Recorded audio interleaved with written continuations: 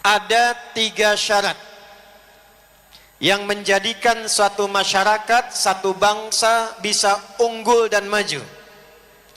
Dan 3 inilah yang diajarkan pada orang tua kita dulu, sehingga nama mereka ditulis dengan tinta emas dan diceritakan dalam sejarah saat ini.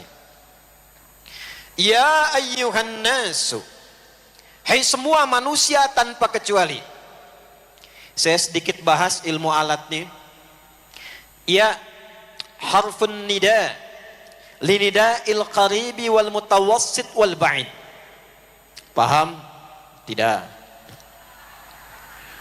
Huruf untuk memanggil disebutkan 361 kali dalam Al-Quran, dikhususkan memanggil yang dekat, menengah dan jauh.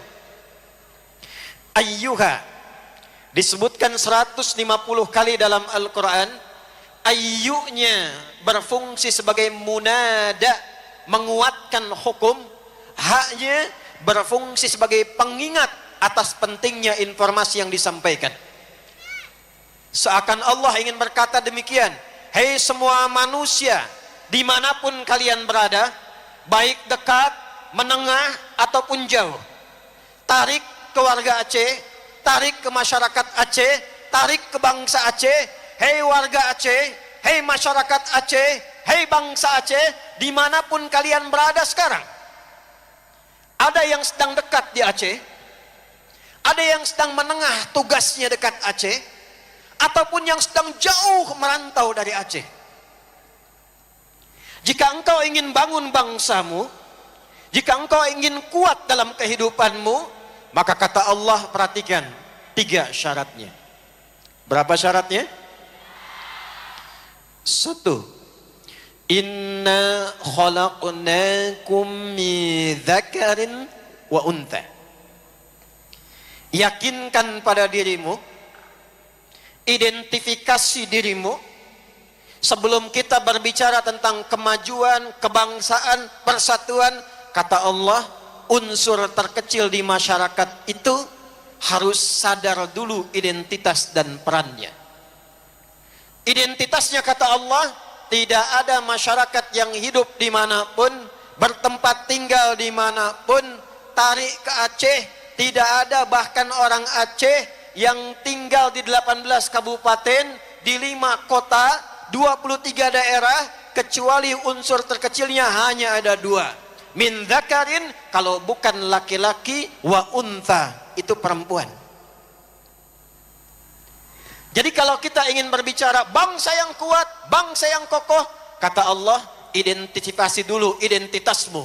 Pastikan kalau engkau laki-laki, jadi laki-laki. Kalau engkau perempuan, jadi perempuan. Jadi jangan sampai kita bicara bangsa yang maju, Aceh yang kuat, tapi di dalamnya ditemukan unsur yang ketiga.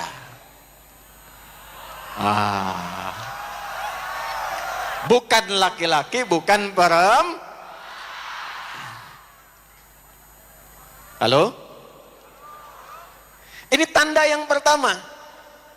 Kenapa bangsa di era Nabi Lut, masyarakatnya yang maju, yang kuat, yang bagus, ternyata dihancurkannya bukan karena kehilangan teknologi, bukan karena tidak punya kecerdasan, bukan karena tidak punya kemampuan, tapi unsur pertamanya dinormalisasi pada bagian yang dilarang.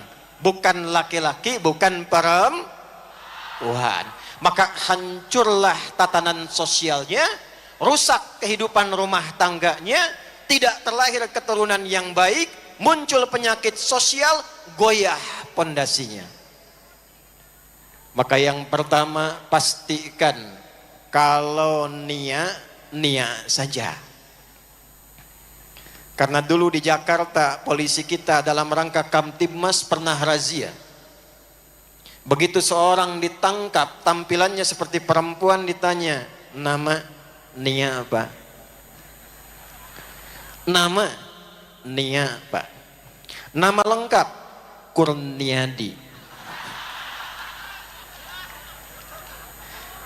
Nanti zaman berganti, puncaknya kiamat datang, itu semua masalah-masalah di era nabi-nabi sebelumnya itu akan muncul menghiasi kehidupan menjelang akhir zaman. Zaman Nabi Lot akan muncul lagi. Fenomena zaman Nabi Nuh muncul lagi. Masalah zaman Nabi Musa alaihissalam muncul lagi. Dan biasanya itu kadarnya meningkat, Pak. Teman-teman yang di DPR dan di eksekutif, tolong lakukan kajian ini. Ini penting. Bentuknya bisa berbeda, tapi kadarnya meningkat dibandingkan dengan yang masa lalu. Contoh, ini yang di sini. Kenal Firaun? Saya udah 8 tahun nggak kesini. Begitu saya datang sudah ada yang kenal Firaun. Ini luar biasa di sini nih. Sekali lagi bilang kenal, saya turun tuh. Lihat Firaun. Quran surah 2 ayat 49. Ini hobinya nih. Yudzabbihuna abna'akum wa yastahyuna nisa'akum. Firaun punya hobi karena takut kekuasaannya dijatuhkan karena perilakunya sendiri, maka ada bisikan-bisikan dari sekitarnya akan ada bayi terlahir laki-laki yang nanti dia tumbuh akan menghancurkan kerajaanmu.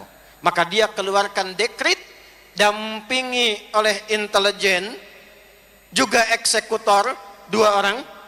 Setiap ibu-ibu yang sedang mengandung, dampingi oleh 2 orang ini.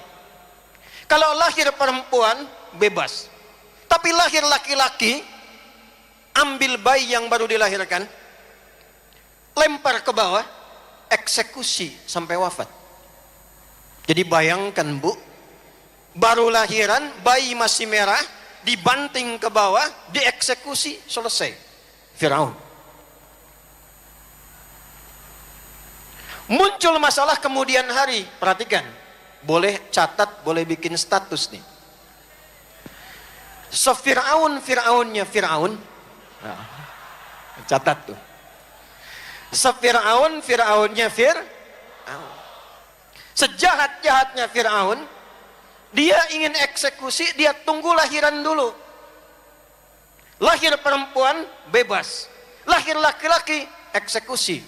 Akan tiba satu masa, dia tidak peduli laki-laki dan perempuan, dia tidak peduli terlahir atau belum, masih dalam kandungan, dia sudah eksekusi.